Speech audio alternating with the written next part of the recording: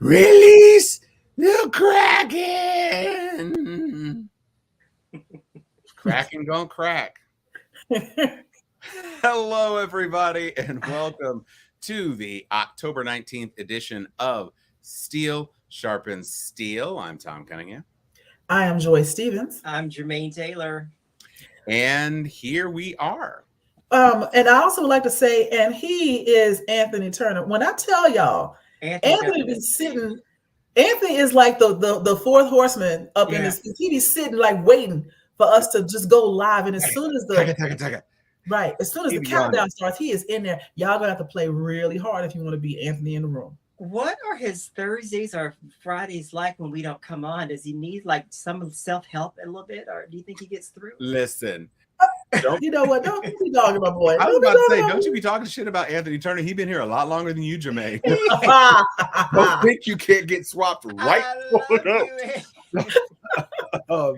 Anthony is the homie, so we are not mad. I'm one of your allies, bro. You ain't gonna do me like that in front of the minions. I mean, I'm just saying, you don't need to be opening your mouth. And he's at a football game. Look at that. And still chiming in. Still chiming in on his iPhone. The first 5 comments already. We got 5 viewers. He's got 5 comments. So this is a big week, and we're going to try to keep it. You know, we said we were going to try to do some things to kind of keep the show kind of showing, and we're going to try to keep it to an hour. But because this is kind of like a period of time where we're allowing some people to come on to the show and catch the stream and get their notifications, we're not going to jump right into the first topic. But we will say, we missed my birthday. I didn't miss it. I wish you. No. Oh, but okay. On the show, the show was right before my birthday, and we ain't say nothing about it. And then last week we ain't had no show. And so in this season of HBCU Homecoming-age, a few years back, I started Home Cunningham trademark. And that was me going back to Florida A&M. I celebrated my 50th birthday at Homecoming. 5 years later, it's my double nickel birthday, and I almost lost my foot. So not a great homecoming, and I was not able to go to homecoming this year, which is next week, and not happy about it. But I am happy to still be alive. As my mother noted, she was talking with her friends today. And she was like, well, yes, he could have died. So we're happy that he's alive and has a leg and has toes. And so I am indeed happy about all of that. And we are moving forward. We are grateful for your life. We're grateful for your presence. We're grateful for this platform. We're just grateful for everything that you have given us in spite of all the setbacks and elements that have just ridden you within the past 6 months. So know that this is coming from my heart, and this melodramatic that you're hearing from me, it's sincere. But I just had to punctuate it with that a little bit. And I'm sure Joy can piggyback on this and get me out of this hole that I'm in, please. I just love how tight his voice was getting. And I'm really sincere. And Please, Joy. He was communicating with dolphins by the end. So. Right? We do. I do want to say, I echo everything that Jermaine is saying. I'm happy you're still here. I'm happy that you're still whole.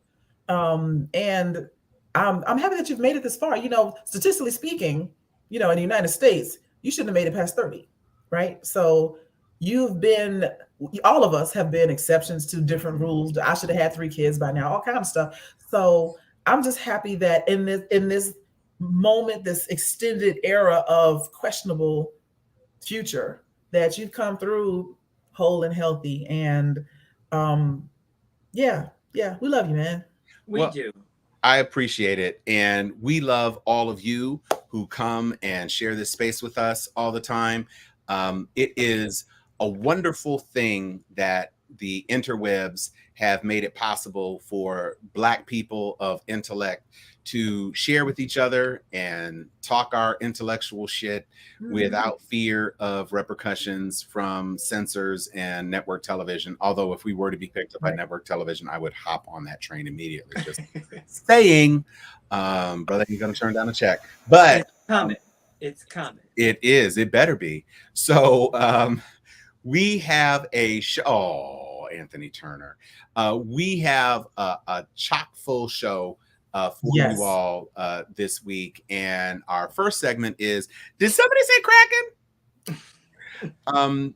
I was driving my son to school, and my mom blurted out, and I was like, "What's going on?" She said, "Sidney Powell's flipped. She took a plea," and I was like, "Oh hell no."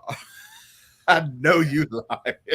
So what had happened is that if you remember, Sidney Powell, she of Kraken fame, and I gotta say, shout out to Adobe AI for giving me the capability of creating this graphic, which I've absolutely. That's funny. So she got on, and I don't know if you all have heard the clip. But when she was responding to the questions, because of course, when you drop a plea like that, they have to ask you these questions so that you're on the record saying, do you do this of your free will? You weren't coerced. You recognize that this is a guilty plea, and that guilty plea means that you are guilty, and da da da da da. And the way she responded, all she said was, "I do." Every question, actually, I do. And what else could she say? That's what, and I felt I could feel her body rearing back into like a Mitch McConnell space. It just, I do. And I was like, okay, ma'am, you are definitely crackening. Now, this is happening in your state, Joy, in your part of the world. Is that a little bitty yo? It is. It is a yo. Brother. It's your frat brother. And he's got is that a Rattler orange heart? Probably. He went to Tech though, because I went to school with OC. Oh, okay. So it's a captain from Tech. Mm-hmm. Okay. All right. Yo, Noob. So this is your neck of the woods, Joy. What was your reaction in hearing I do and understanding what the potential impacts are for the orange one? I will tell you. So when I first heard that, I was like, ooh, the dominoes start to fall. And I think about all of the people in the history of the world that have been toppled by the most unassuming and unexpected occurrences. It's never the army coming to take over another army. It's the Trojan horse. It's the person that you didn't see. It's the Iago in the background. You know, somebody that you like. Oh God, I thought she was with me. Right. Et tu, Brute. Like we've seen this multiple times. And even though she's not a Jared Kushner, but she was around enough. And also think of this. We mentioned last time on the last show. We had people were asking how come Trump's daughter wasn't caught up in all of this. We're like, and I said, because you have to be a man to be in his circle. But that also means that this woman was in a lot of places where he disregarded her seriousness. She heard a lot of shit. And she is now ready to flip to keep herself out of trouble. She about to spill all the tea, and I'm here for it. I'm interested to see what she says and how they use it, but it's definitely going to be something. Yeah, she was very much like Mary Elizabeth Bowser, an unintentional Mary Elizabeth Bowser. For those of you who might not be familiar with that particular name, she was a Union spy, literally a Union spy who was working as a maid in the Confederate generals' houses. And she's just like, Motisa? Those battle plans for Manassas? Can I clear them off the table for you? So, don't worry about me. I don't know how to read. No, I can't read nothing, stuff. It's definitely not possible to see that troop advance plot that you have on there for that next battle. So the thing was, and people are just now seeing, there were lots of people critiquing Fani Willis for, why would you go with conspiracy? You can't try 19 people at the same time. Guess what? It's already down to 17. Yeah. She wasn't doing it with the intention to charge and do a trial against 19 people. She was trying to find the weakest link. Right. And they dropped all of her felonies. They scoonched it right back to misdemeanors, 6 years of probation. Now, what this means for her law license is an open question, but she's already facing several sanctions. But at the end of the day, she is now not going to jail. Hello, Right. Kim Walker. I think they reduced it down to a misdemeanor, if I may jump in here. No, they did. To make it a little cushiony for her, you think? Well, here's the thing. We don't really care if she goes to jail. Nobody cares about her, really. Nobody cares about her. She's a stepping stone. We want her to turn over so we can get the bigger fish. So, yeah, all of them. I think probably the first 5 or 6 that flip won't see jail time because they're trying to build a bigger and better case. Yeah, but I didn't get too excited because the details of what she has to offer hasn't been released yet. So we don't know per se what she's going to say and if it directly links Trump to the election interference. She was involved in almost every lawsuit. Yeah, but depending on what she has to say, Tom, is what I'm saying. We don't know what the details of her testimony will be. So I think we kind of have to just wait and see because she may not connect the dots between Trump and election interference. She had to agree to answer truthfully.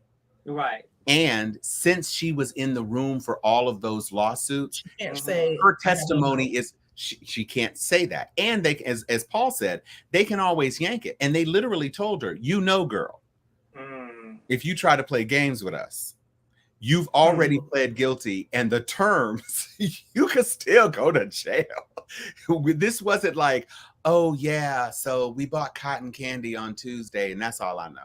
Yeah, I want to read this comment. The fact that it was reduced, she hopefully gave something good, or it's a signal to others who know more to get on board and get probation to go to jail. And that is the real purpose of all of publicizing the fact that they gave her this whole plea. That don't nobody care about her really, but she's just enough of a trout for us to land some bigger fish. And it's one of those things like everybody knows they're on a sinking ship. They don't know how bad it's going to be. If they had all held ranks, they could have possibly said, we just we close ranks and we're good. But one crack a month ago with Scott, and now we got this one, and now the dominoes are going to start to fall. And all it takes is somebody that realizes, I'm about to go to jail for this asshole who don't even care. Don't even care. And they're going to spill everything. She was the face of the whole election interference big lie. I mean, every time they talked about it, she was front and center spewing the most crazy stuff about Venezuela and people hijacking our system. I mean, she has some really weird conspiracy theories, but she was the point person that a lot of people that are also convicted reported to. Right. So her flipping. That's the significant part for me is the fact that she was the center. Under Trump, but right under Trump and Giuliani, it was her, and they all were reporting to her or getting their charges from her. They have to understand. She was in Coffee County directing the effort to steal that data. Yeah, she was in trouble. Too. Yeah, right. Yeah, the other guy. Yeah, the other guy because again, you're on video. Yeah, he had no choice. Yeah, mark my words. The next ones who are going to fall, it's going to be unelected false electors. The lieutenant governor can't afford to flip because he'd lose his job. Right. But those electors that aren't elected officials, some of those people, because you got 8 who were never charged, the 8 or whatever who were never charged, they didn't they did their deals ahead of time. So now you had the 8 who decided to hold firm. All of them ain't holding firm now that Kraken has fallen. Well, sister girl say when this is all over, she's going to be the press secretary. What's her name? Sister girl, the one. That one. Oh Lord, you talking about the publicist, the crazy chick that used to. No, she tweeted that she's going to be Trump's press secretary when all this is over. Yeah, well, that's crazy. Yeah, that sort of crazy is not going to flip. They're not going to, but they don't need that. She's got 2 down. She got 17 to go, and she's going to get a couple of electors. And the electors are big. Yeah, because the electors, that's filing false paperwork with the government, with the goddamn Congress. Right. That's real. And if they sent a black woman in Texas to jail to prison for voting accidentally because she thought she could, I better see some goddamn jail time for these folks. Also, again, when we talk about building a bigger and better case, it's not so much that the Kraken would have all the dirt on Trump specifically. Is that she's got dirt on them other 15 that could make them realize, if I don't flip now, I might not be able to get a plea deal because she's going to tell on me. So let me go ahead and flip. That's why I expect them to start. The harshest maximum sentence if I don't. Yeah, you're right. Yeah, and I ain't got nothing to offer because she already done spilt all my tea. Well, she has one win in her column. She does have one win in her column. There was this effort to have her disbarred in the state of Texas. And I guess she found one of her good old boy judges because he dismissed the case. So as of now, she can still practice in Texas. But I don't know how long that's going to last. I mean, Texas allowed Ken Paxton to wriggle free. So what you expect? That was crazy. Yeah. Now, this is a good point. Trump talked to some of those electors and some of those people himself.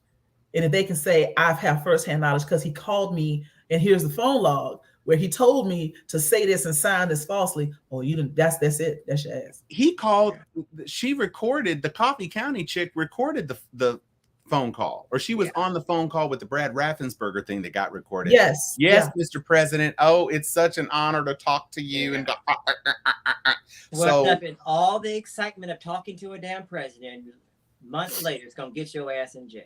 Yeah, sorry. Wow. So I have a question because we're starting off on one of our favorite subjects, which is the GOP. Do we want to continue on that path and then end with the kind of big nonsense? We want to do that? Yeah, let's get all that. Yeah, let's get all that out of the way. So our next, here we go. There it is. Thank you, Chan, who's supposed to be on the show. Is that our friend? How does he pronounce his middle name? Nickaples? Nickaples? We're gonna say it's Nickaples. Nickaples? All right. He's gonna let us know very soon. It's an invitation to come on and just give us the phonetics of your name. That's all we need. Yeah. So our next topic is Jim Jordan, speaker blocks. Jim has had a heck of a time. He thought in the aftermath of Kevin McCarthy being ungraciously and unceremoniously removed from his position that he was going to be the thinning heir apparent to step into the speaker's chair. And he found out the hard way that he missed the first vote. And so he decided he was going to try to put the pressure and literally had folks doxing the people who voted against him, had Sean Hannity's booking agent sending letters to people talking about, why aren't you supporting Jim Jordan? Is there some reason why you're empowering the Democrats to try to mess up the country? Blah, blah, blah, blah, blah. All these high pressure tactics. A couple of people flipped. But guess what? In that second vote, even more people voted against him. And so he thought he was going to try to push a third vote, and that got temporarily delayed because they thought they were going to expand powers to McHenry, but then he kind of decided he was going to back away from that. And so what that has left us with is the question, how to repair a blown speaker. Because right about now, Jim Jordan looking like this. He's doing some mafia intimidation tactics. Right. And some of them people were like, you know what, Jim? Maybe if you had pressured your coach or your team physician at the Ohio State University, it wouldn't have been 50 dudes raped. A senator, I think he's out of North Dakota. I can't recall his name. But anyway, his wife was getting these anonymous text messages this past week, trying to spook her. And he got on, I want to say Tapper's show, and he was like, that pissed him off. Right. So he was like, there is no kind of way I'm coming to, to corral you now, or am I going to help, get people to vote for you? Mm-hmm. So I don't see a path for him. I really don't. I'm just loving the fact that Hakeem continuously get more votes than he does. Please, 5 more votes. Yes. Wait, it's something about this picture that just says, I'm sorry. This is the gangster picture, though. Yeah, that's gangster. As an aside, have you met your friend? Have you met your fellow Newt? He is my Sans, actually. Oh, really? Y'all came through the same semester? He's spring 89. No, not the same chapter. He's my parallel. No, same semester, though. Okay, yeah, same semester. Yeah, right. Hakeem Jeffrey, spring 89. As one of my good friends in the bond would say, hazing 89, but we don't haze. Gentle, sweet. loving, nurturing. Eternal, nurturing. And he's been moving it. He has the distinction of having more votes. He had more votes for him during the 14 votes from McCarthy. Yeah. So because the Democratic caucus has always been lockstep behind Hakeem Jeffries, 212, 212, 212. And then in this race, he has always had more votes than Jim Jordan. Jim Jordan is 12 votes behind Hakeem Jeffries. And so some of these guys, if they didn't care about being reelected and they were like, I'm going to show you what threats are. If 5 GOP congresspersons flipped and voted for Hakeem Jeffries would be speaker. Now, because of the rules that they put in place at the beginning of the session, anybody on the GOP could immediately call for a vote of no confidence. But remember, it took Democratic votes to get McCarthy out. It wouldn't take any Democratic votes to get Hakeem out, but it just points to the craziness of this caucus. When Marjorie Taylor Greene is saying that the caucus is broken, what are you doing? She just thought Jim Jordan was just going to skate to that position without any sort of pushback, and I don't know why. That's like the Joker saying Gotham is some bullshit. Like, what is happening right now? They have it's more than no leadership. They have no plan. None. They have no direction. And I think that's one of the scarier things is that they're still in charge. They are.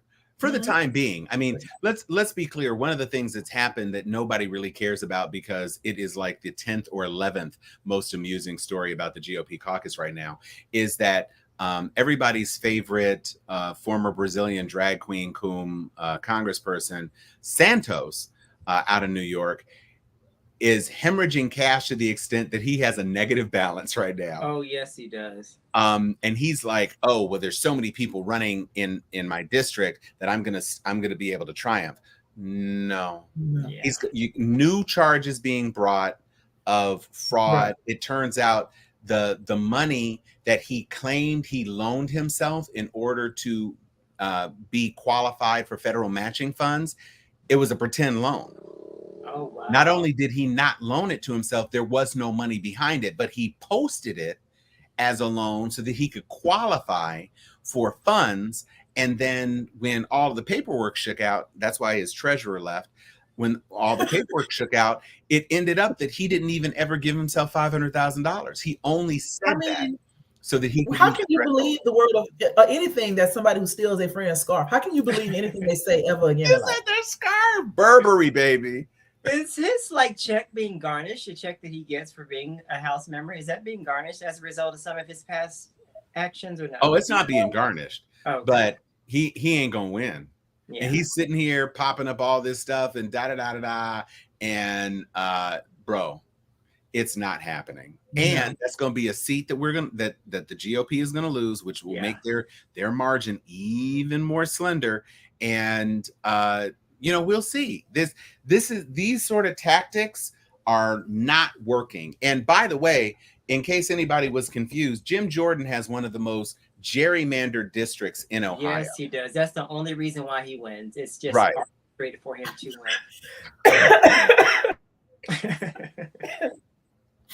My sister's boyfriend used to do that. Oh no, that's not funny. Bless his heart. Oh, Yeah, Don Bacon, that's his name. Yeah, that's the one whose wife was being intimidated by somebody that Yeah, it's and I'm sorry, Jim, you do not cut an intimidating figure. You just don't. Steve Scalise has survived cancer. He's from Louisiana. They got bayous down there. Alligators eat bodies and shit. You're folksy and you roll up your sleeves. You are a legislative terrorist. That's true. John Boehner called you on it, but you just don't strike anybody as wielding that sort of metal. Honestly. What's the man's name that's acting as a House Speaker right now? McHenry. If he was to be empowered, do we know any risks that would pose for him? I mean, does he have a checkered past as being really extreme, or is he pretty fair? Like, what do we have to gain or lose with him? Joy, and do you want to weigh in on this first? Or Because Okay. I don't know much about him until when they Well, nominated nobody does. But McHenry was one of McCarthy's sergeants. He was a person who helped to broker the agreement that McCarthy ironed out with Democratic support to get us into this 45-day extension to move beyond the debt. I mean, the not debt ceiling increase, the budget impasse to avoid a shutdown. So generally speaking, he is perhaps slightly to the left of McCarthy. He doesn't lie quite as comfortably as McCarthy does, but you know, the new line is that every Democrat voted with 8 renegade GOPers to put us. That's all you hear McCarthy says now. That's his right. That's his only thing, bruh. Your side started this shit. Exactly. And if you hadn't gotten out there and blamed the Democrats for almost taking us to the brink of shutdown, you might have gotten them votes. But you went out and lied. And so they were like, I know we didn't just save your ass. And for you to do some shit like this. For you to stab us in the back like this. So F you. Let y'all do what you got to do. And it just so happened that the war broke out. And that's why everybody's all tense now. Because now, you know, you've got every member of Congress is sweating. Especially if you're in a place where there is a segment of your constituency that is intimately affected and concerned about the situation in Israel/Gaza. So, you know, now all of a sudden we got to make something happen. And what is going to do? And the problem is that nobody is strongly enough on Jordan's side to get him over the hump. That's what happens when you factionalize within your own party, and they just don't want to reward the preschoolers with a win on this. And we talked about this when Trump lost the 2020 election. First off, we were like, thank God. But secondly, I think we predicted it. It was easy. It's not like it was some big, Nostradamus thing. If Trump didn't win, that we were going to see the decline of the GOP and potentially move away from a two-party system over time. It wasn't going to happen overnight, but this is what we mean. Like the infighting, it's worse than the Tea Party ever was when they first came up, because they were such a small faction, but they still were reasonable, if you want to say that. And now everything is either you're with me or you're an enemy that has to be crushed. And it's always what's happening today. They have no foresight of, let me not piss these people off because I might need something from them later. They only think about what's the soundbite that's going to get me more likes. It's a social media type of mentality. What can I do today? You like this dance, mama? Look at me, look at me, look at me. And then tomorrow, oh, I should probably have paid attention to what was going on in the world, or look beyond the end of my own nose to realize I need to work across the line. And that's another thing that I think somewhere between the 70s and the 90s, the kids who were watching television then did not understand that the beginnings of theater that they were seeing from CNN, from Congress, whatever, the beginnings of that theater of those over there and those over there was all bullshit. They would get together and go to lunch after they got off the press conference saying, the damn Democrats, the damn Republicans, hey man, you want to grab a beer? Let's go get a beer. Right. And so because that's all they saw, and there's a lot of this going around. Like you see something that is an ideal and it's not reality. And because as they saw the ideal, they thought this would really happen. They get into office and they're like, we absolutely will not work with them because we never have. And the people that are dead now, like, well, we totally did. We just didn't show it. And so we have this disconnect in our government where we are so factionalized that we are paralyzed. And unfortunately, you got the Democrats and the Republicans and some moderates in there that are afraid to say boo. Then you got within the Republican Party, you've got the nonsense, the MAGAs, and then the rest of them. And to your point earlier, I meant to say this about them doxing people that didn't vote for Jim Jordan. That should only work for Trump. And I don't know that they've totally grasped. You can't do what he did because he is an icon. He's different. He's built different. Right. He's Teflon Don. There's no Teflon Jim. That don't even sound right. And I think what we're seeing right now is just the fact that they don't have any initiative. They don't have anything that they're trying to do. Their only mission is to stop whatever the Democrats are doing. That's all that they're existing to do. And with all this infighting, with no solutions, no legislation, have we seen any piece of legislation since they've been the majority in the Congress right now? Has anything been passed? Not really, because they're not proposing anything that can pass in the Senate. Yeah, so we're not seeing any productivity out of them, but to stop what the Dems are doing. Right. And I feel like now the world is beginning to see that. They are. You just can't continue to rule like Republican moderates. Yeah, are beginning to see it. And like everybody that I think a lot of folks are like, I would never vote for Trump again anyway. So that's not even the issue at the moment. But they're recognizing that their party was a lot more on that BS than they expected. And so you got a lot of people that were still trying to rock with the Republicans, like, fiscal conservatives, moral majority conservatives, those type of people that were like, I can't even do this no more. And it's not that they're going to come and run and be Democrats, it's that they won't vote. Right. And they won't vote for more crazy. And this could have lasted a lot longer had we not had the world stage just crumbling as it is. Like, had we not had the Ukraine war, the Israeli-Gaza conflict, even on the verge of not having a budget.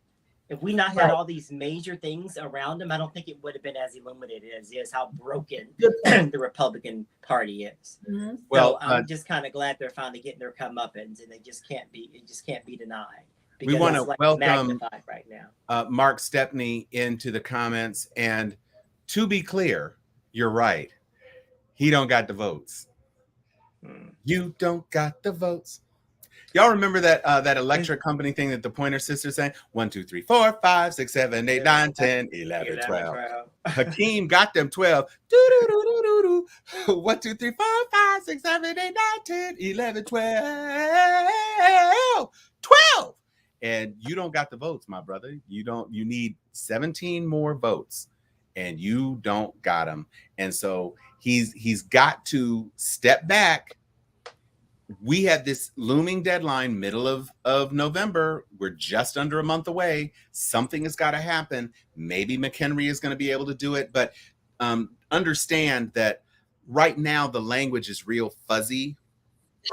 And the most strict interpretation of it is that you're only empowered to get us to the election of the next speaker. But there are other interpretations where I said electric company. There are other interpretations of the language that say, conducting the business required to do such and such and thus and so. And so that's why Hakeem Jeffries came into the conversation. Is like, well, what exactly does it look like? You haven't presented anything to let us know what it is that you're offering, what it is that you're proposing. And then, of course, the challenge is that the hardline GOP, if the Democrats are a part of selecting the speaker, that's where the rebellion comes. This is how pig-headed and recalcitrant they are. There's just no incentive for them to work in a way. And you have idiots like Josh Hawley talking about, well, they elected us to do this, that, and the third. Bro, you were elected in your state. Wasn't nobody thinking nationally. They elected the people they wanted to elect from their state, and that's how you were elected. Nobody was saying, ooh, let me be strategic and vote for Josh Hawley to make sure that there's a Republican majority. And by the way, there is no Republican majority in the Senate. So it's the same thing. You like Jim Jordan and his little duck-shaped gerrymandered district. Wait, go on ahead and pull Elaine's comment back up, because I was still ranting.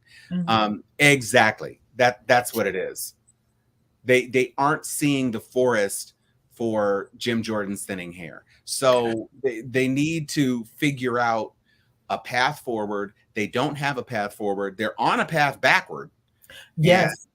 And that's kind of a problem for them.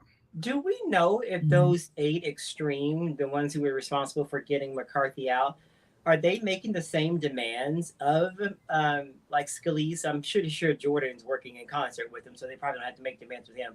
But do they go to Scalise with those same demands that they went with McCarthy? The rules are set at the top of the session. Oh, okay. So you can't change. Okay. I mean, well, you might be able to change it if you had a speaker. But since you don't, you can't change the shit right now. You got to roll with what you have. And so whoever is elected as speaker is going to have to deal with that same thing, which is something I don't think Jim Jordan fully appreciates. Because they are in a pickle. They are. Yes. And Here's the other thing. The quiet part is not being said out loud.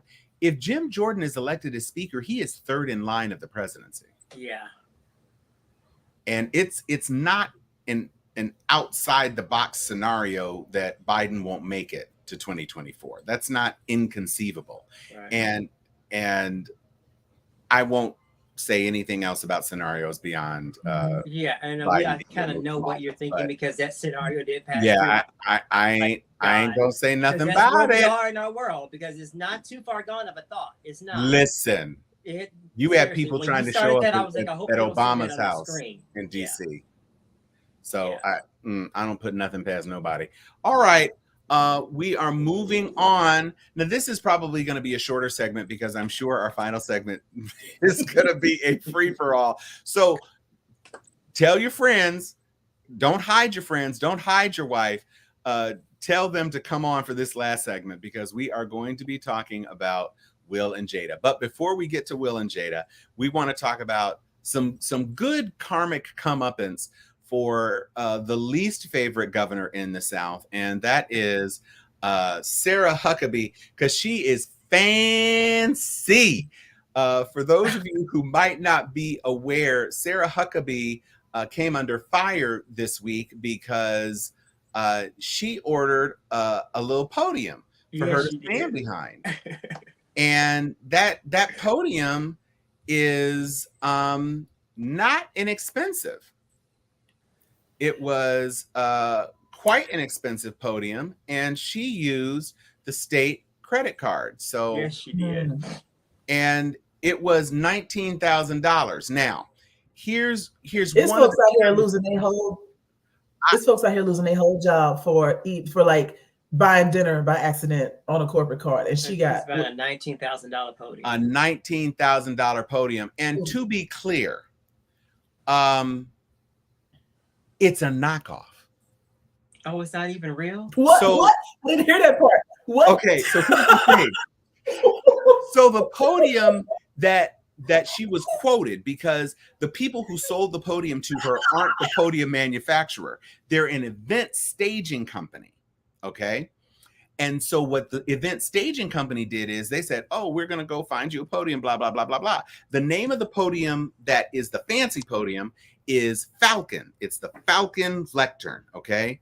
And you've got the choice. It looks kind of like the presidential podium in the White House press office. You have a choice of fabrics that you can do, red, black, or blue. She got them Etsy. It's all wood. But what had happened is that podium is $7,000. Okay. What the event staging company did, they went and got something that looks like the Falcon podium, but they made a couple of mistakes. First of all, the top is not fabric, it's solid.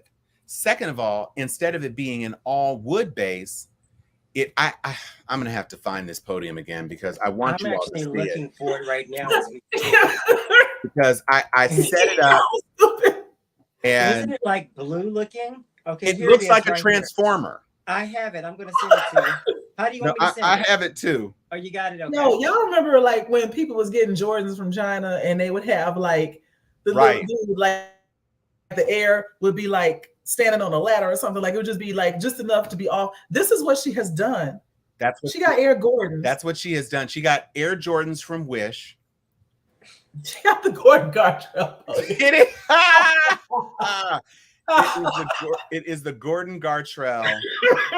And so, in addition to it being overpriced, I'm gonna show it to you now. It looks like a transformer. You remember Wheelie Wheelie? Wait, what? Remember Wheelie Wheelie transformer? Wheelie Wheelie? That's what it looks like to me. The blue one? That's what the blue. Okay, and here's the thing. The real podium has a wood base. Tell me that's not a sticker. That looks bad. Looks like an applique. That is a sticker, right? That's got to be a sticker. And she's got a big old fancy seal that slips on where that black rectangle is. So she does have a fancy looking seal. It does look fancy. But and it looks like that wood paneling at my grandmother's house right there. Right. It looks, and before I saw the real Falcon podium, because now I got to go find the real Falcon podium just so that y'all can see the difference. Because Elaine said painter's tape. Wait, he said what? Elaine said painter's tape. Ooh, okay. It does look like painter's tape. It's the Amplivox Falcon Patriot podium. Amplivox. Yeah, she did a bad thing. I say we did a bad thing. Yeah. This is terrible. It is terrible. And so the thing is that people are like, well, hold up now, sis. Like, you don't just get to just get some old podium. This costs $19,000. We're Arkansas. We're not California. TMU, don't sleep on TMU though. But she said the reason why she's not using it. Because that's all anybody would talk about. Well, whose fault is that? Though? I feel like it's going back to wherever she got it from. It can't, because the Republican Party has already reimbursed the state. She used the state credit card, so and the Republican Party has now paid for it. But now the question, because understand, guess which party controls Arkansas? Republican Party. The Republican Party. Yeah. They are the ones conducting the investigation. Oh my gosh. Well, it's all public record, so I guess this is the real deal.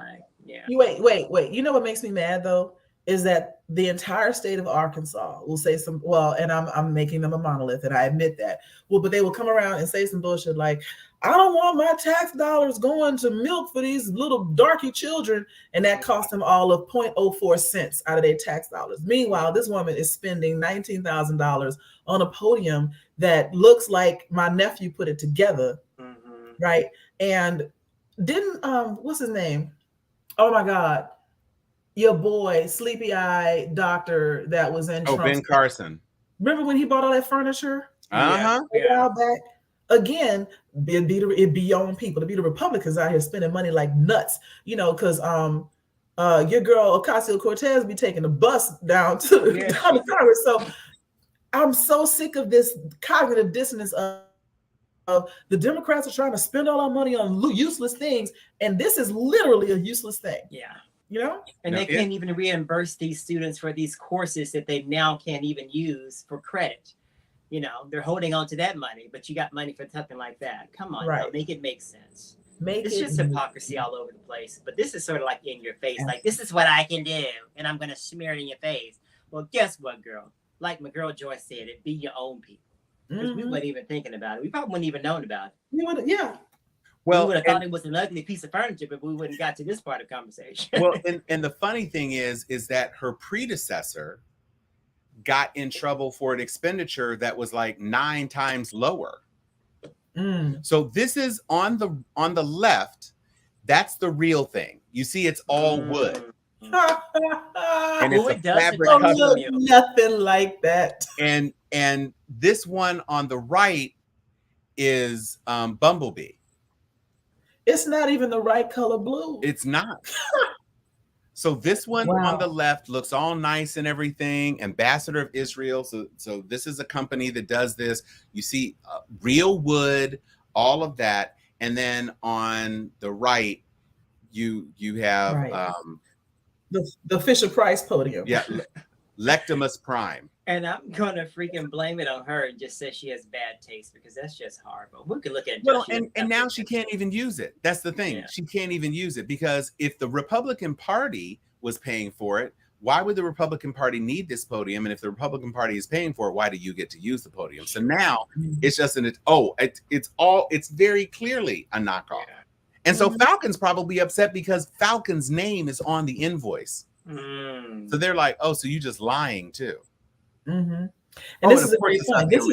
This is just a peek behind the curtain, because there's all kinds of they're gonna be chasing her ass for everything.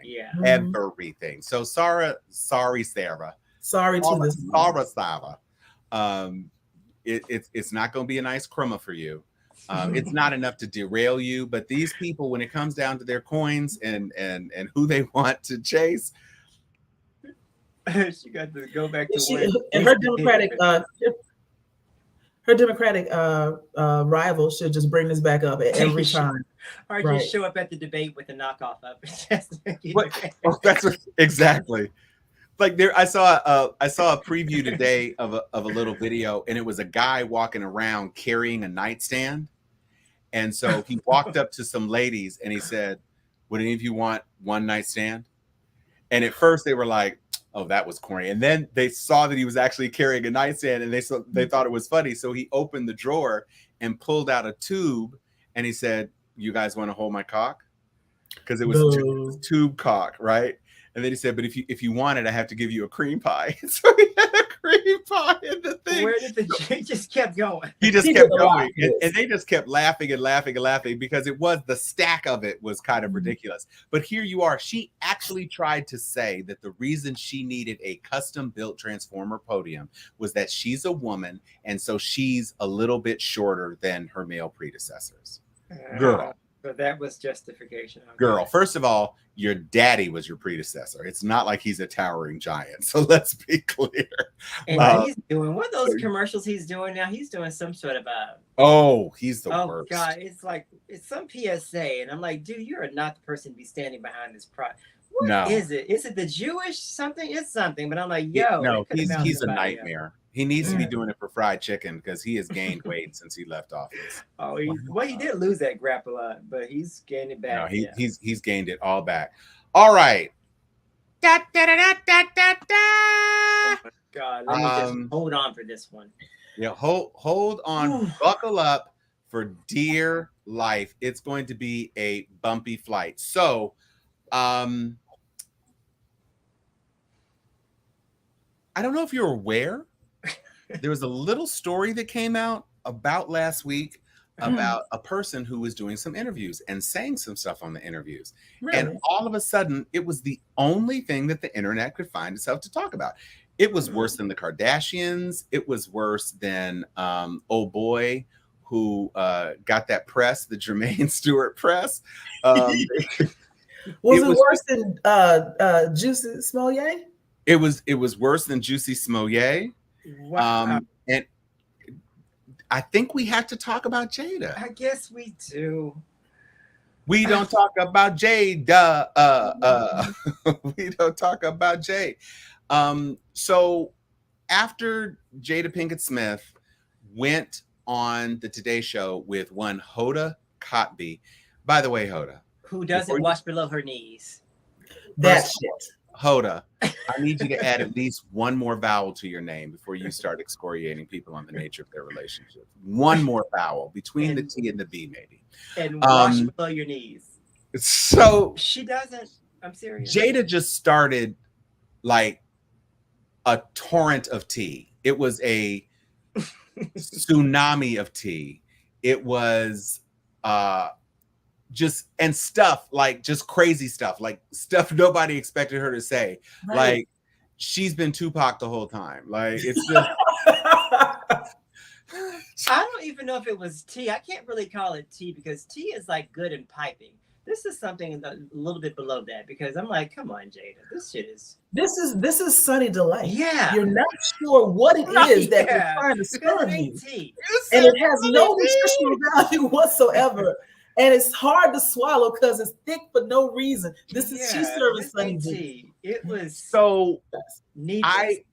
I'm involved in a couple of different chat groups. I'm sure we all are, and so one of the things that came out in one of the other groups, and this was an attack that I adopted, but it was something that was said, was that she emasculated Will. Now, Michael Smith said that. I don't think she emasculated Will because from what she was saying, we've been separated for 6 months, or 6 years, we've lived 7 years. We've lived separate lives.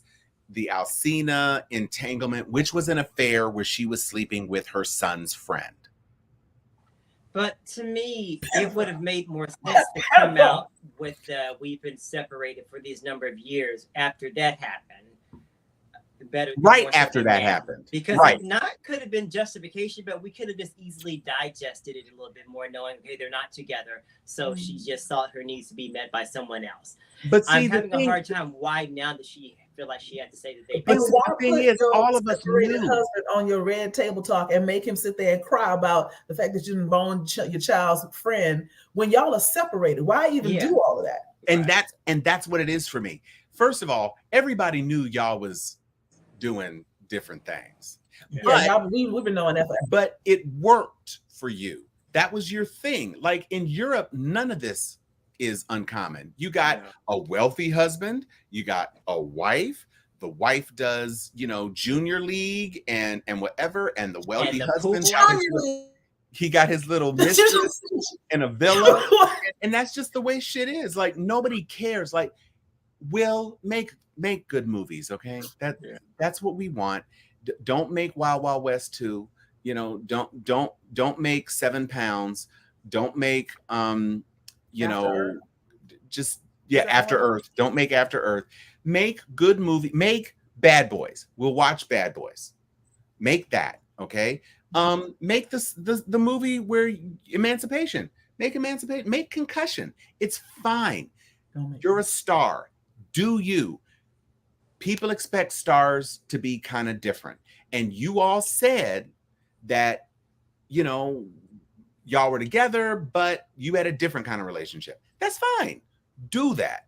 But I just don't understand what Jada really thought she was doing by doing this. And then, she talks about the actualization of herself as a woman's spirit, goddess being, vapor. But the juiciest of the tidbits that you're dropping in your interviews are about 2 men. Your husband and a dude who died 25 years ago, who was your soulmate. That anything you say cannot be verified. That's the part I'm talking about. All this stuff you're coming up with, all this about Tupac, and he's not here to defend his name. So it's like she's just waxing whatever she wants to say about this. And some people are taking her to task on that as well, because they're like, wait a minute, I was around during this time, and Tupac was actually X, Y, and Z, and you're saying he's over here. So she's folks was coming to speak like this is not true. Whole engagement. Yeah. And that's the thing. It's like, if you can be in a marriage with, first of all, you say you're not gonna ever divorce because you love him. You took his last name when most celebrity women who marry men even marry other celebrities. Angela Bassett ain't changed her name to Angela Bassett Vance. Oh, god damn. That's dark. That is so dark. Extra dark. That is so dark. Unnecessarily dark. That is Arabica. I don't want this to be a pile on Jada Fest, but I'm just bothered by her because it's like everything she does, somebody else is paying the price for. Like Will Smith still can't go to the Oscars and she can. Every time we think of Chris Rock from now to perpetuity, have to be invited to the Oscar. But she'll get. But she can still go. She's not banned, is what I'm saying. Well, she's not in the Academy though. Yeah. Well, no, she is. She actually, I think she is. How is she? I felt like she was. I felt like she was a member. But needless to say, she's not. He's banned and she's not. I hate the fact that because of her being at the center, we'll forever have that moment of that picture of Chris Rock being slapped in the face. I hate that. I hate the fact that everything that she's done has been at the expense of other people. Well, I don't know if you can put Will slapping Chris on her. It's not like she was egging him on. Did you not watch the tape in slow-mo? Like he laughed at the joke initially, and then she gave him this look, and he went up there and slapped. And I felt like he had to do something in that moment. You don't remember that tape? I don't think he needed to slap Chris Rock full on. Well, something prompted him to, because he was. No, I'm not saying that Chris Rock isn't a dickhead, and I'm not saying that Chris Rock, shouldn't have done that lame ass joke when he could have talked about that hedge of a dress that she was wearing that must have pushed 6 or 7 people out their goddamn seats. There are plenty of things you could have talked about other than her medical condition that would have been funny and wouldn't have prompted that sort of response. But Bill was out of pocket. He was out of pocket, and he was especially. Let's not talk about Will. Yeah, that's you're right. Right, because I do think that we always I got a lot to say. Say it. I think that this whole book, this whole like discussion, this whole spilling all her tea, you know, the idea that you say, well, we didn't want to talk about this because we wanted to keep our business to ourselves. And I talk about it in my new book about how we wanted to keep our business to ourselves. I put it all out there. What the fuck you doing? Like that don't even match. I also want to talk about, you know, Jermaine, you said a moment ago, I don't want this to be a pile on Jada moment. I agree. I don't want to pile on her, but at the same time, I don't want to know all this. There was a comedian that was, I saw a video earlier. He said, I realized in my lifetime, in my entire life, that I have never, ever Googled Jada Pinkett Smith. He's like, I've never Googled, I don't care. And why do I know so much about her life when I don't care anything about what's going on? And I think there's a lot of things happening here. You've got the husband and wife thing. People are upset about what's going on there. You've got the she may will what, you know, do the slap. And that's a whole nother thing. That's different than the husband and wife thing. Then you've got the girl who you trying to be, you know, because you seem to be wanting to be famous. And you honestly were all only ever Black famous. Yeah. You know, until you marry Will Smith, wife was saying, no, who the hell you were? Come on, Woo. She was a working actress. She was a working actress. No, that's what I'm saying. She wasn't Jada. She was just a working actress. Even at her, even people, a lot of people remember her from Different World. She was on there for. Do they remember her from A Different World? I remember an episode that she was on. They brought her in. I remember the episode with the step team for the freshman dorm, and that's where I remember her being. I don't remember her being on there. I remember that one episode of Tisha Campbell more than I remember Jada Pinkett. And I think we only remember Tisha Campbell. I mean, we only remember Jada being on there because didn't Tupac come see her on set one day or some such nonsense? He was on the show for a minute. Oh, like literally a minute. Yeah, he did a cameo. But my point is, she has never been an A-lister. And she is as famous, if not more famous, for being Will Smith's wife than she ever was for being Jada Pinkett. And that's the target right there. That's what she's aiming for with all this.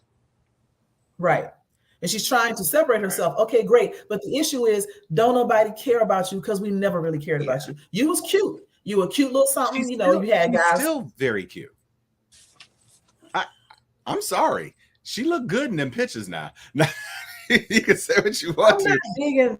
She was on a path of looked very reptilian, very hard, very square jawed. Yeah. Even after entanglement, she was still doing Red Table, and she was on this path to everyone really liking her. Right. You know, the Red Table talk, it was widely received. It was, I mean, it won Emmys. It was renewed. You know, it was canceled, and now it's renewed. Around to be like, okay, you had this entanglement, but girl, you're bringing these wonderful conversations to us, and we're enjoying you. And it's like, she's like, well, now that I don't have that, let me just stir the waters and put some bullshit out there and try to keep my name circulating in the ears and tongues wagging. I'm like, you're very right. I did think wait a minute. I want to ask a question of Elaine, because you remember her on Different World for 2 seasons, and then you remember her from Set It Off. I remember Latifah's character's name being Cleo. What was Jada Pinkett's name in Set It Off? And what was her character's name on A Different World? Because I can say Whitley, I can say Dwayne, I can Jaleesa, Freddie. This is our point. Nobody's saying that Jada Pinkett was not a working actor. What we're saying is that her name were never in the above title credits of A Different World. Hey, y'all, don't be helping Elaine. I see Anthony. Didn't nobody ask to help her with right. Mind your business. The Sharpies are uniting. So Mark Stepney came in too. And I will say this, because Elaine, you said something else about Will. Will's book did talk about cheating on Jada, but you know what Will didn't do? He didn't say Jada was not my wife. Yeah. He pointed the finger at himself. Those were his failings as a husband. That's why he cheated. And didn't the book come out before the slap? Or was it? It did. Yeah. Yeah. It wasn't even a recovery thing.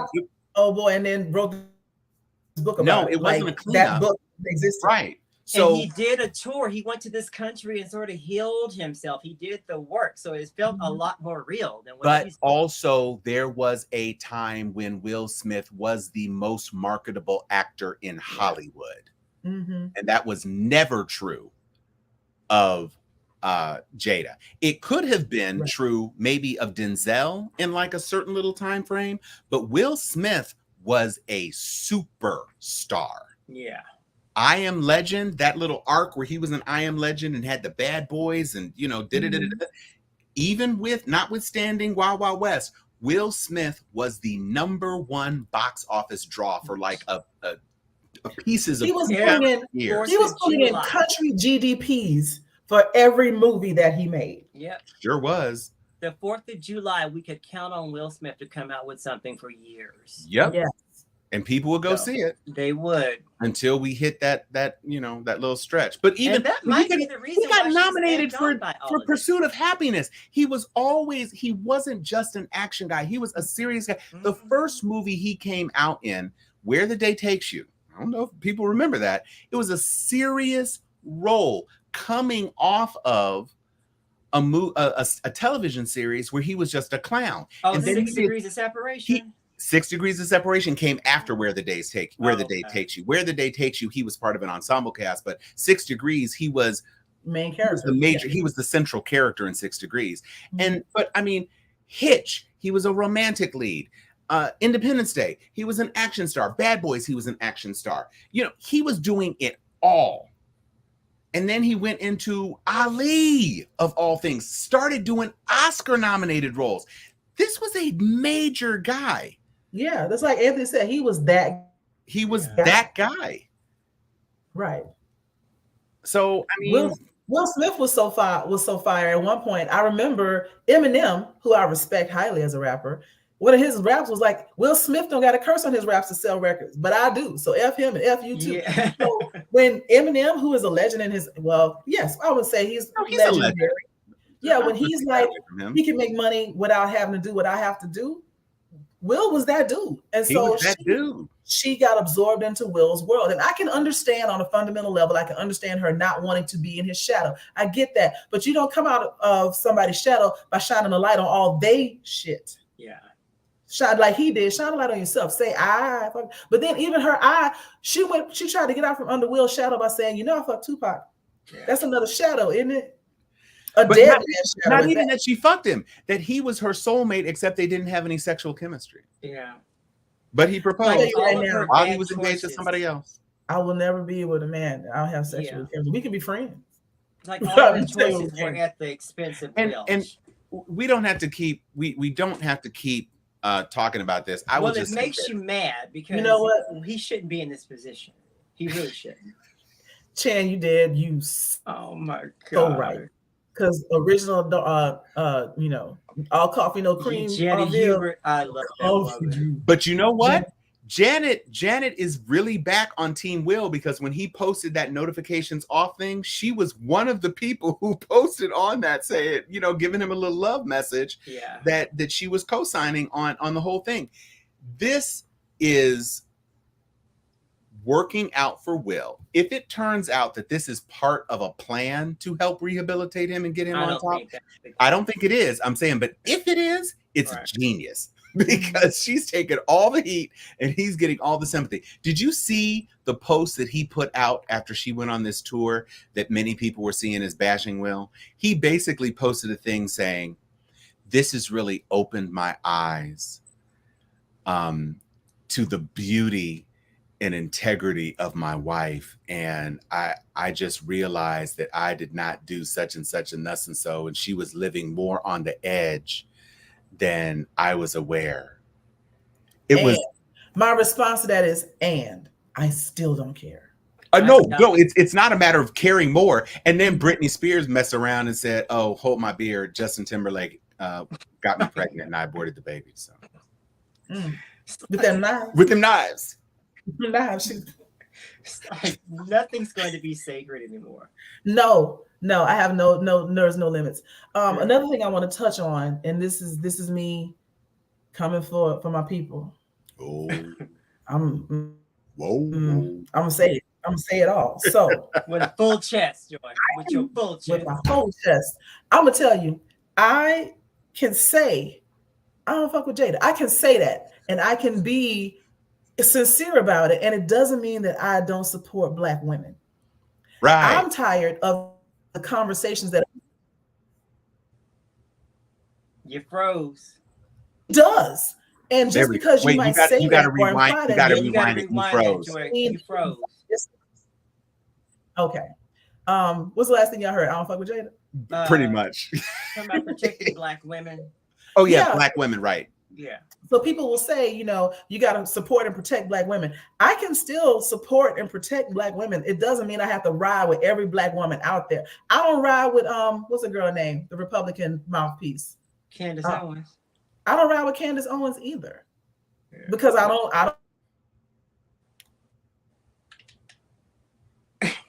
Like, nah, I'm good. And she and Jada Pinkett Smith Shakur or whatever is one of them. Yeah. Right. So Jada Smith Shakur, Alsina. August Alsina. Yeah, Alsina.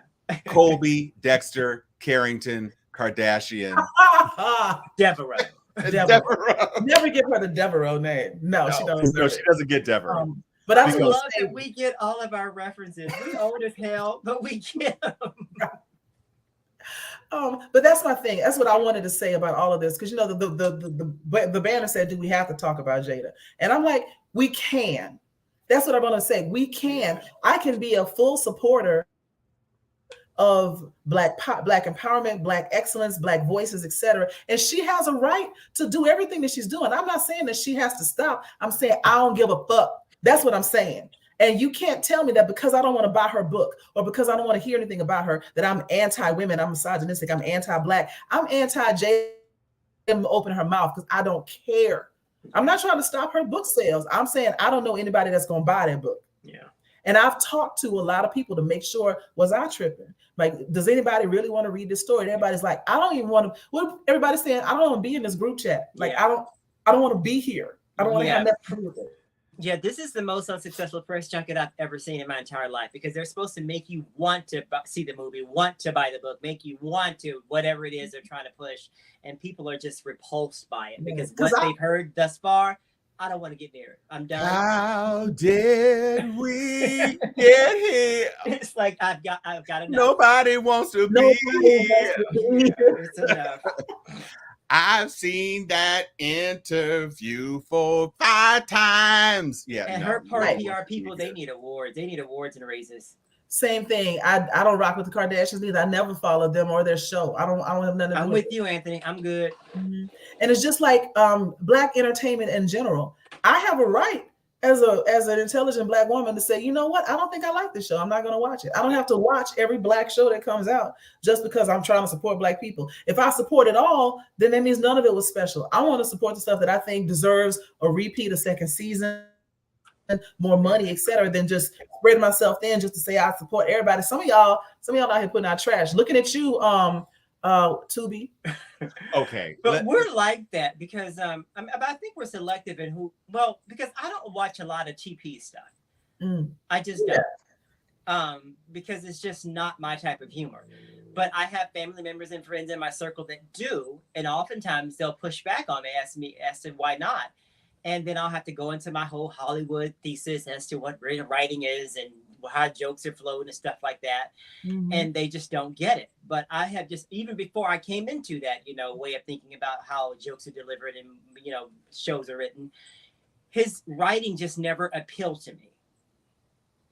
And just because I'm Black doesn't mean that it had to appeal to me. It just doesn't. Right. And a lot of people get caught up into that. I'm like, yeah, he's doing great things and there's a market for it and he's made a lot of money, but he didn't need Jermaine's dollars. He didn't. Right. I don't begrudge him anything that he's made.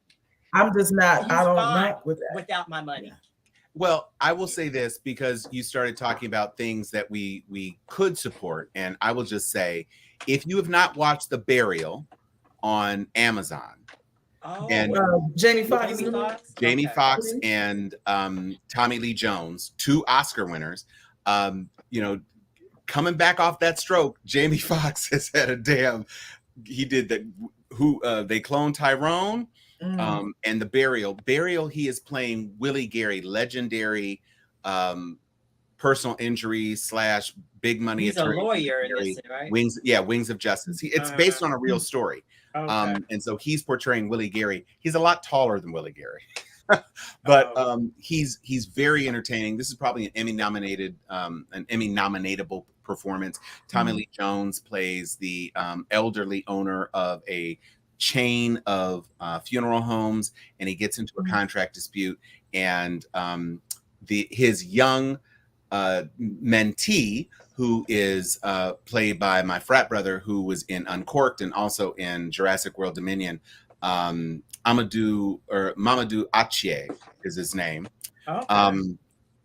So he says, hey, you should look at this guy, Willie Gary. And so Tommy Lee Jones' character engages Willie Gary. Journey Smollett plays the opposing counsel. And it's a good, enjoyable movie. It's got some humorous elements, but it's also a courtroom drama, and it's very, very enjoyable. And then the other thing that is coming out also on Amazon, it drops tomorrow. The Burial has already been out for a while. You need to watch Silver Dollar Road. Yes, I saw a billboard for that on the way back in. It is the latest documentary from Raoul Peck, who has done a bunch of different stuff. His HBO miniseries documentary. What? I Am Not Your Negro. He did. I Am Not Your Negro, the James Baldwin documentary. He also did a multi-part documentary, which is available on Max, called Exterminate All the Beasts. He did a Lumumba documentary, and he did a Lumumba feature. His entire career has been tackling important social issues, and Silver Dollar Road is absolutely amazing. So it's going to be available. I had the opportunity to see an advanced screening, but it is going to drop on Amazon tomorrow. So I will be watching this weekend, please. It is not a story. It's not a feel-good story. and actually, when we were in the screening, I asked him, I said, so many of your films deal with wrenching social issues. How do you find the artistic strength to continue to explore these very difficult themes? And he said, because I have to. Who else is going to do it? And I was like, you better say that shit. Wow. So it's an amazing film. It's a heart-wrenching story. It's set in America, which is not always the case with him. But it's a very, very good and super duper worth your time and attention. So Raoul Peck's Silver Dollar Road, very well done, and The Burial if you haven't seen it.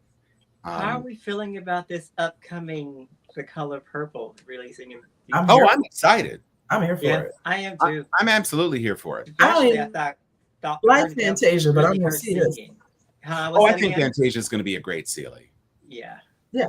I was also saying, I don't like Fantasia's music or whatnot. I've never seen her in concert, and I don't plan to. But I'm definitely going to see this, and I do think she's going to do a good job. She got pipes. She can sing. Oh, no, she can definitely sing. Yeah.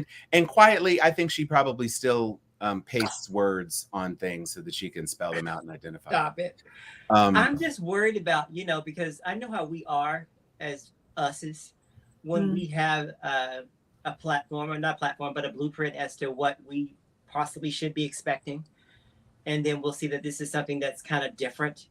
Will it sort of like color the way that we receive it, because it's not going to be word for word original Color Purple, but it'll be the same themes. Well, I just kind of wonder if that's going to work against us a little bit, because remember when The Wiz came out on NBC, the that one? No, but seriously, that was the main reason why a lot of people didn't like it, because they had never in their life seen the stage play of The Wiz. And so there was this disconnect between the stage play and the actual movie. I saw Stephanie Mills in The Wiz. Yeah. On Broadway. Wow. Right. And then I saw the movie. I didn't like the movie as much because, my God, Diana Ross was like 46.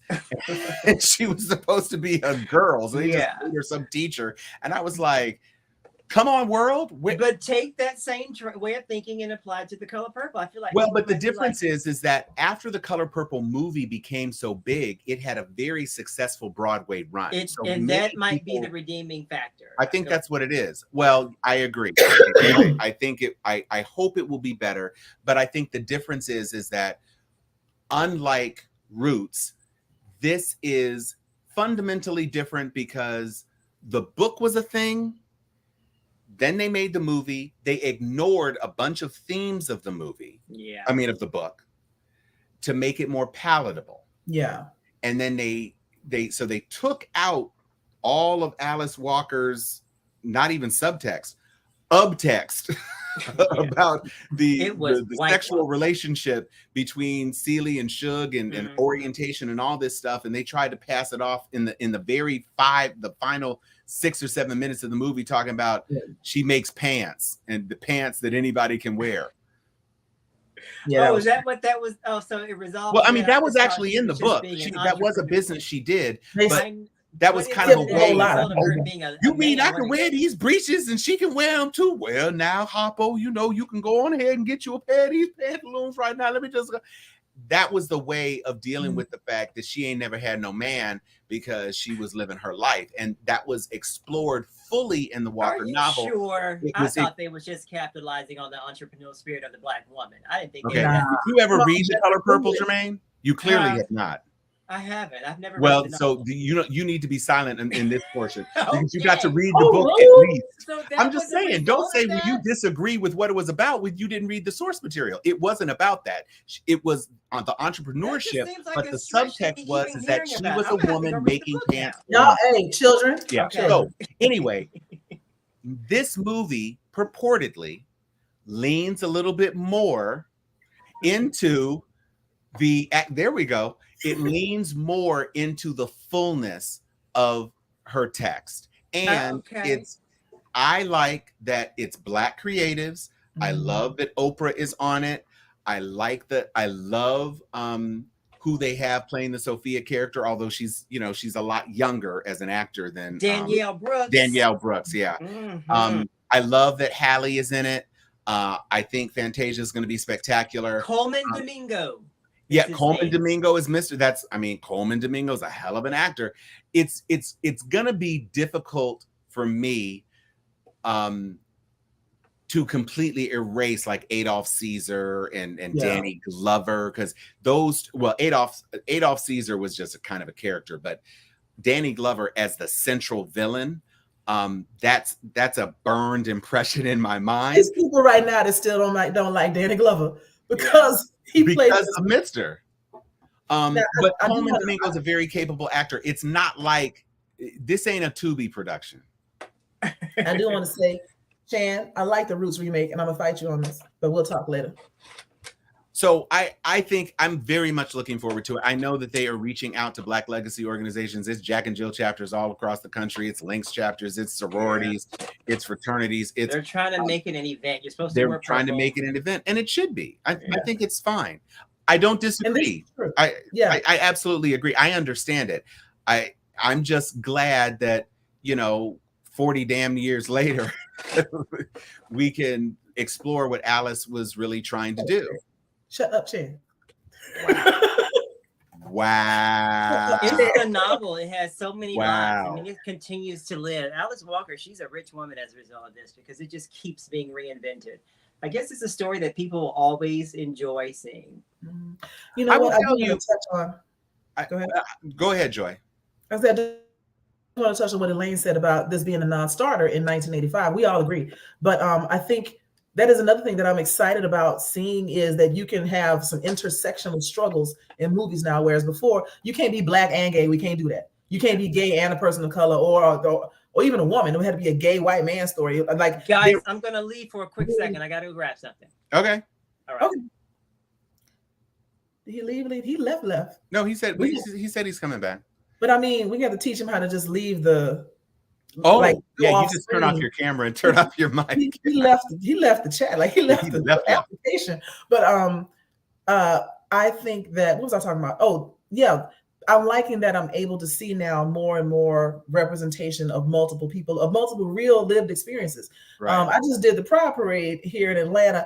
First off, it's a ball. I had so much fun. But I also did a talk for the same client that let me walk in the parade with them. I did a panel discussion for them about the intersection of being queer and being Black and the relationship with the family and relationship with the Black church and, being hated on all sides and that story not being told in the media. Excuse me. That story not being told in the media. So I'm glad that they're leaning further into, because I did read The Color Purple and I know exactly what you're talking about. And what does it say? considered. It's an I see Intozake what you did. Shunge. I see you, Chan. Okay, Chan, you got that off. You did. You got that off. But yeah, I like the layers. I like that we're seeing layers, and I like that we have reached a point with the mass media, with the majority, where they are open to seeing this sort of thing. Because you know, there's been, and you know what, I want to thank Netflix. I'm gonna tell you why. Because Netflix, when they were first trying to like really build their stuff up, was putting out some wild shit. And then they realized, wow, people are actually watching this wild shit. And so now you've got major movie studios like, well, let's try a little, you know, wild shit -5 and let's see what happens. And so I'm really excited to see this sort of thing happening more and more in the movies, where more than just the stereotypical struggle, the Tyler Perry stereotypes, you know, the evil dark-skinned dude, the good brother light-skinned dude who got a blue-collar job, and a braided wig. Braided wig. Oh my gosh, Shamormo in that wig will live in the hell of my mind forever. I will say this, Jermaine, you made a good point about the emotional impact of the original film. And, you know, there are a couple of moments that really stand out when Suge lip syncs that God is trying to tell you something at the end. And I still, to this day, when her children come back from Africa and Adam says, "Mama," my throat tightens all the way the fuck up. I'm like, I can't. It still wrecks me. So there are moments, all of it. I live that last sequence where right before the end of the movie, and I don't even know why Rain Pryor is in there clapping and shaking, whatever. But when he says "Mama" and Tashi and the wife and all of that, that still gets me. And I don't think they're going to be able to put that in the movie because I can't see that moment being recreated, because I think it was a very carefully crafted thing that just works. And you got Whoopi's fingers just doing this. I don't know, but I am very much looking forward to this. I appreciate the intentionality of the studio to allow Walker's vision to be more fully realized. And so I'm definitely looking forward to it.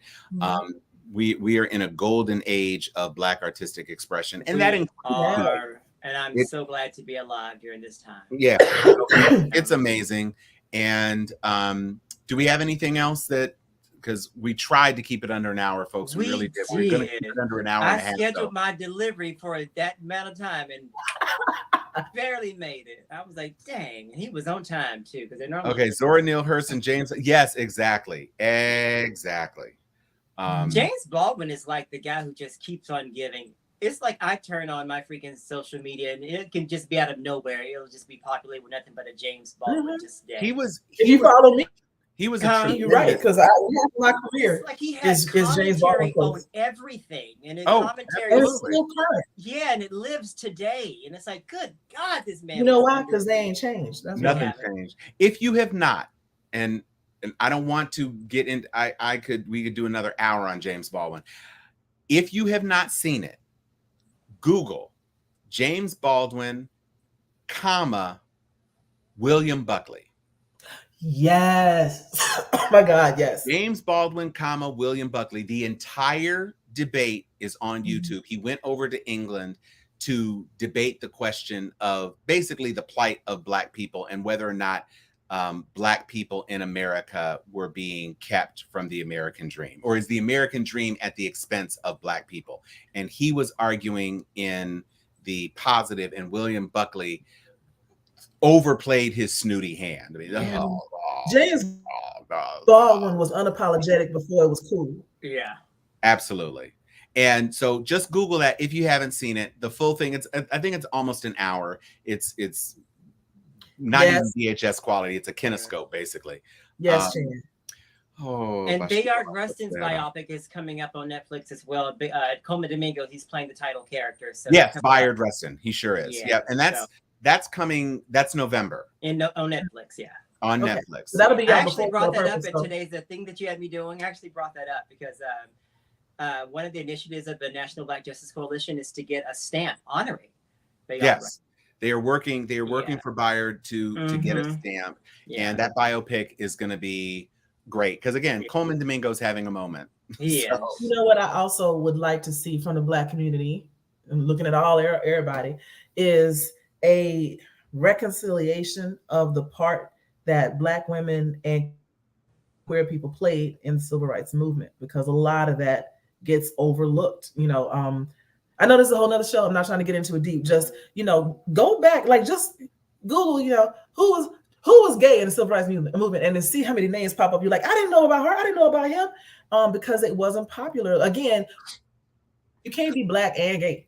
And, so that the hiding of it is a disservice to the people who nowadays want to act like women never fought for freedom, and like the whole queer community never fought for freedom, like we're some kind of piggyback onto some movement that Black men started, and that is some bullshit. Well, and that's why the whole pushback that Black Lives Matter got, because there are queer women who are at the center of it. It's like, you act like this is some new shit. But that's why the Bayard biopic is so important. So if you were a person who was looking for intersectionality on those exact sort of themes, it's very important for us to we need to support Black art, especially on platforms like Netflix, where it doesn't do it. You don't even got to get out your house.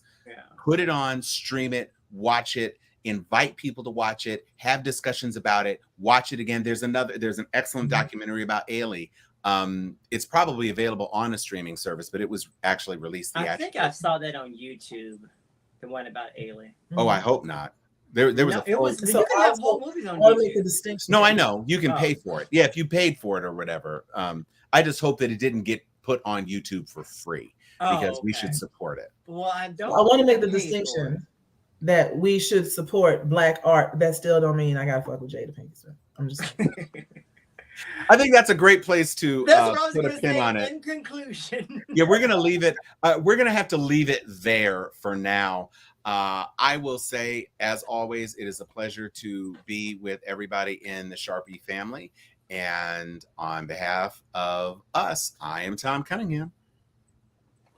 I am Joy Stevens. I am Jermaine Taylor. And this is Steel Sharpen Steel. We'll see you all next week. Oh, and happy homecoming to the 26 HBCUs that have homecoming this week. Special shout out to Howard University and Lane. Palooza. Yeah, it is a homecoming palooza. UAPB got it. So it's a bunch of y'all out there. There's another big name that has homecoming this week, aside from Howard. Y'all make me sad because Clark Atlanta. I know a lot of my people are at Clark Atlanta's homecoming. So Howard's not having a heck of a football season this year, but don't nobody care. No, don't nobody care, as long as we don't want to know who won the halftime show. Yeah, it's a halftime show. Love it. Love our HBCUs, and goodbye. Back.